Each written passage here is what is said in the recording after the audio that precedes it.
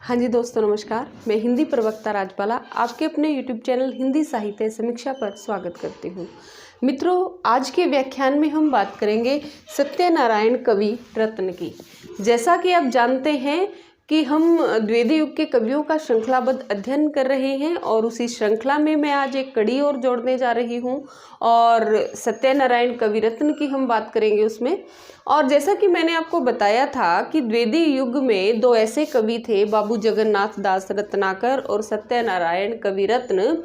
दोनों के दोनों ऐसे कवि थे जो द्विवेदी युग की सीमा में आते हुए भी खड़ी बोली का उस समय बहुत वर्चस्व था, लेकिन उसको दरकिनार करते हुए भी ये ब्रज भाषा में निरंतर लिखते रहे। लेकिन इन दोनों की लिखने की शैली में भी अंतर है। बाबू जगन्नाथ दास रत्नाकर ऐसे कवि थे जो पुरातन विषयों को अपनाते हुए, पौराणिक विषयों को अपनाते हुए, पौराणिक शैली को अपनाते हुए परंपरागत भाषा में लिख रहे थे।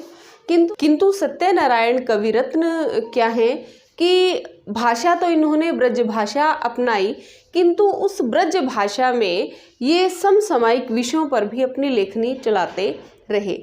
तो दोनों में अंतर क्या है? वो परंपरागत विषयों पर ही बात करते थे, समसामयिक विषयों को उन्होंने छुआ तक नहीं। किसने? बाबू जगन्नाथ दास रत्नाकर ने। किंतु सत्यनारायण कवि रत्न ऐसे थे जिन्होंने भाषा तो ब्रज भाषा अपनाई, लेकिन समसामयिक विषयों पर भी इन्होंने ध्यान दिया और सामाजिक जो बुराइयां थी, समाज के अंदर जो समस्याएं थी, राष्ट्रीय जो भावना थी, उन सबको आधार बनाकर भी इन्होंने लेखनी चलाई है। तो चलिए विस्तृत रूप में इनकी बात करते हैं। तो सबसे पहले हम उनके जन्म की बात कर लेते हैं। तो इनका जन्म कब हुआ? इनका जन्म हुआ 1880 ईस्वी में। कहाँ हुआ? उत्तर प्रदेश के अलीगढ़ जिले के सराय नामक स्थान पर इनका जन्म हुआ। ठीक है। और मित्रों पिछले व्याख्यान में मेरे से एक त्रुटि हो गई थी। मैंने बाबू जगन्नाथ दास रत्नाकर का जन्म आपको लिखवाया था 1865, किंतु वो गलत है। उसको 1866 आप कर लीजिए। कई बार ऐसा होता है कि छोटी छोटी त्रुटियां रह जाती हैं, लेकिन मैं उन त्रुटियों को अगले व्याख्यान में दूर कर दूंगी, क्योंकि हम लाइव नहीं होते हैं उस समय। तो बहुत बार जो है वो थोड़ी बहुत गलतियां रह जाती हैं, तो कृपया नज़रअंदाज कीजिए। क्योंकि वैसे तो मुझे पता है कि वो त्रुटि आपके लिए बहुत कई बार हानिकारक सिद्ध हो सकती है, किंतु मैं जो भी त्रुटि होगी, जैसे ही मैं उस वीडियो को दोबारा देखती हूँ मुझे पता चल जाता है कि मैंने यहाँ गलती कर दी है, लेकिन पूरी वीडियो को मैं दोबारा से नहीं बना पाती। तो इसलिए मैं कोशिश करूँगी कि मैं अगली जो वीडियो बनाऊं उसमें उस त्रुटि को दूर कर दिया करूँगी। ठीक है। ऐसे तो ऐसा बहुत कम होता है, कभी कभी ही ऐसी कोई संभावना होती है, हर रोज़ ऐसा नहीं होता है। तो कृपया नज़रअंदाज किया कीजिए और अगले व्याख्यान में उस त्रुटि को हम सुधारेंगे। ठीक है। तो जन्म 1880 कहाँ हुआ? अलीगढ़ जिले के सराय नामक गांव में हुआ था। तो इनके पिता थे गोविंद राम दुबे। गोविंद राम दुबे। देखिए मित्रों, इनके पिताजी जो इनके जन्म के पीछे एक कहानी है, क्योंकि इनका जन्म जो है एक करुणाजनक स्थिति में हुआ। पूरा जीवन इन्होंने उस करुणाजनक स्थिति में ही बिता दिया और मरते समय भी ये श्वास की बीमारी से पीड़ित थे, तो ज़्यादा लंबा जीवन ये जी नहीं पाए और एक करुणाजनक स्थिति में ही इन्होंने मतलब अपने जीवन को त्याग दिया। तो एक बहुत ही करुणा में जीवन इनका रहा है। सादा जीवन ये जीते थे और कहीं ना कहीं वो करुणा जो है वो इनकी लेखन में भी दिखाई दे जाती है। तो इनकी माता का नाम था तलफो देवी। माता का नाम क्या था? तलफो देवी। देखिए मैं थोड़ा सा आपको बता देती हूँ। बनारसी दास चतुर्वेदी ने इनकी जीवनी लिखी है और उसमें इन सारी बातों को मैंने पढ़ा है कि तलफो देवी तलफो देवी क्या थी, एक गरीब घर में जन्म लेने वाली बच्ची थी, लेकिन पढ़ी लिखी थी, रामायण की बहुत सी चौपाइयाँ इनको याद थी। और तलफो देवी का विवाह जो है वो गोविंद राम दुबे से कर दिया जाता है, क्योंकि गोविंद राम दुबे धनाढ्य व्यक्ति थे, किंतु तलफो देवी से आयु में बहुत बड़े थे। तो जब तलफो देवी अपने मायके में थी तो वो तलफो देवी थी, किंतु जब वो अपने ससुराल गई तो वो सरदार कुंवरी के नाम से उसको जाना जाने लगा। किंतु भाग्य की विडंबना थी कि तलफो देवी के विवाह के ज़्यादा दिन तक जो हैं वो गोविंद राम जो है वो जीवित नहीं रह पाए और उनकी मृत्यु हो जाती है। उनकी मृत्यु के पश्चात सास बहू में पटती नहीं है और जमीन इत्यादि के लिए मुकदमेबाजी शुरू हो जाती है। और उस मुकदमे में जो तलफो देवी है वो हार जाती है और जो इनके ससुराल वालों की जो संपत्ति है, यानी इनके पति की जो संपत्ति है, वो बिल्कुल भी इनको दी नहीं जाती है और मजबूर होकर के उन्हें वहाँ से निकलना पड़ता है, उस घर को त्यागना पड़ता है। और ये आगरा में आ जाती हैं, सराय नामक स्थान पर आ जाती हैं ये तलफो देवी, और वहाँ पर ये अपनी जीविका को चलाने के लिए लड़कियों को पढ़ाने इत्यादि का काम करने लग जाती हैं। तो इसी दौरान जो है एक संरक्षक माने जाते हैं इनके बाबा रघुवर दास। तो बाबा रघुवर दास जो थे एक बहुत अच्छे व्यक्ति थे, उन्होंने तलफो देवी और ये जो सत्यनारायण है इनको अपने संरक्षण में रखा और सत्यनारायण को बहुत अच्छी शिक्षा, यानी कि अंग्रेजी स्कूलों में इनको पढ़ाया और अच्छे शिक्षा 12वीं तक की वैसे शिक्षा इन्होंने प्राप्त की थी। शुरुआती जो शिक्षा है वो सत्यनारायण को रघुवर दास और उनकी माता ने प्रदान की थी और इसके पश्चात इन्होंने हिंदी और अंग्रेजी भाषा में अपना अध्ययन जो है वो किया था। तो ऐसा जीवन था सत्यनारायण कवि रत्न का। और विडंबना देखिए कि जीवन तो ऐसी स्थिति में गुजारा ही जब इनकी शादी की गई तो इनकी जो पत्नी थी वो बहुत अधिक मतलब कि तीखे स्वभाव वाली थी, जिससे इनकी बिल्कुल भी पटती नहीं थी। तो पत्नी से भी इनका मतलब संबंध विच्छेद हो गया था और बहुत जल्द 1918 में ये श्वास की बीमारी से पीड़ित होने के कारण इस दुनिया को अलविदा कह गए थे। तो बहुत छोटी सी उम्र थी इनकी और इन्होंने अपने जीवन में ज़्यादा तो नहीं लिखा, बहुत कम ये लेखन कर पाए, क्योंकि इनकी आदत थी कि ये स्वतंत्र लेखन करने का इनको समय ही नहीं मिलता था, क्योंकि किसी के काम को मना नहीं कर पाते थे। किसी को किसी सम्मेलन में जाना होता या किसी प्रकार की छोटी मोटी अगर कहीं कविताएं करनी होती थी तो इनको कह देते थे कि यार तू थोड़ा लिख दे, तो वो उसी में ज़्यादा व्यस्त रहते थे और अपने लिए समय नहीं निकाल पाते थे। ठीक है, तो बनारसी दास चतुर्वेदी ने इनकी जीवनी लिखी। इनके उपनाम की बात कर लेते हैं। इनका उपनाम था ब्रिज कोकिल, गाते बहुत अच्छा थे। उपनाम क्या था इनका? ब्रिज कोकिल। ठीक है, इनका उपनाम था ब्रिज कोकिल। और इनकी जो रचनाएं थी, रचनाएं में जैसा कि मैंने आपको बताया इनकी रचनाएं बहुत कम थी। एक तो इनकी रचना थी प्रेम कली और दूसरी थी भ्रमर दूत। भ्रमर दूत, ठीक है, दो इनकी जो रचनाएं हैं वो बहुत प्रसिद्ध है। भ्रमर दूत की देखिए क्या विशेषता है। वैसे तो भ्रमर दूत जो है वो सूरदास के भ्रमर दूत को आधार बनाकर के बहुत से कवियों ने भ्रमर दूत लिखा, परंतु प्रत्येक जो कवि है उसने अलग अलग प्रकार से लिखा।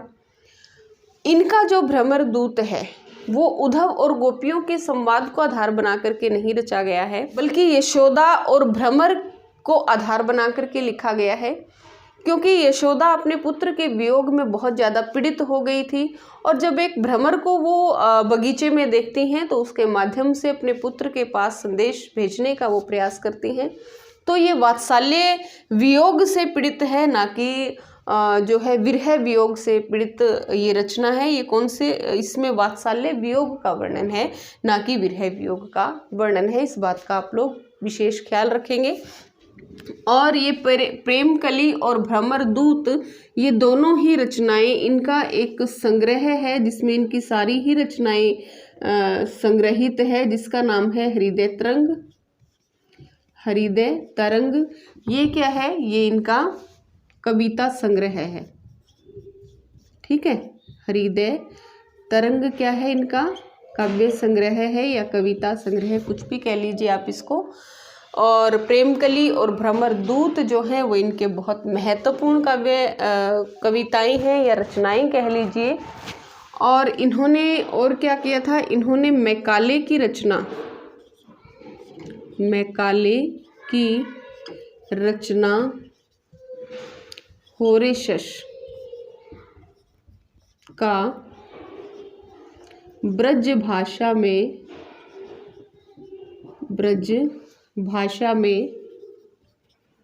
पद्यबद्ध अनुवाद किया। इन्होंने मैकाले की रचना होरेशस का ब्रज भाषा में पद्यबद्ध इन्होंने अनुवाद किया। और इन्होंने उत्तर रामचरित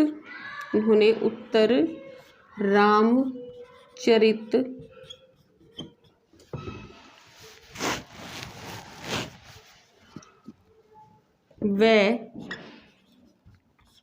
मालती माधव, ये दोनों संस्कृत की रचनाएं हैं, का भी अनुवाद किया।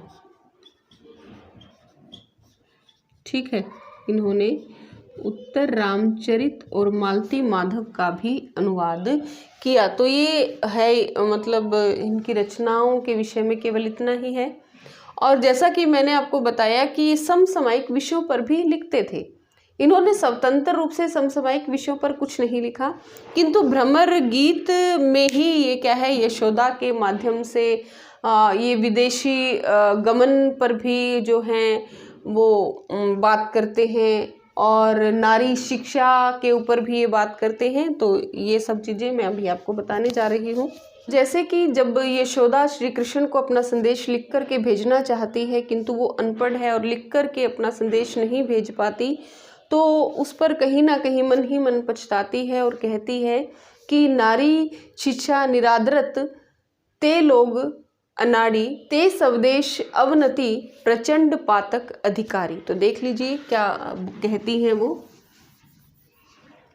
नारी शिक्षा, ऐसे ही वो लिख रही है, निरादरत जे लोग अनारी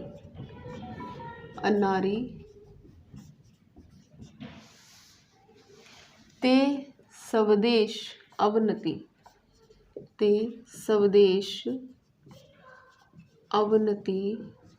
प्रचंड पातक अधिकारी, प्रचंड पातक अधिकारी। तो वो क्या कहती है कि नारी शिक्षा का जो निरादर करते हैं वो लोग सबसे बड़े अनाड़ी हैं, यानी सबसे बड़े मूर्ख हैं। ते स्वदेश अवनति, वो लोग क्या हैं, हमारे देश की जो अवनति हो रही है उसके लिए क्या है, वो लोग उत्तरदायी हैं। प्रचंड पातक अधिकारी, और हमारे देश का जो इतना भयंकर पतन हो रहा है वो भी उत्तराधिकार जो है वही लोग, उसके उत्तराधिकारी जो हैं वही लोग हैं। तो इस तरह वो क्या है, नारी शिक्षा की बात करते हैं यशोदा के माध्यम से। और देश के पलायन पर भी वो बात करते हैं। वो क्या कहते हैं, देखिए वो क्या कहते हैं, नहीं आए निर्दयी दई, नहीं आए निर्दयी दई, जाए आए गौरव जाए, आए गौरव जाए, सांप छछुंदर गति भई, सांप छछुंदर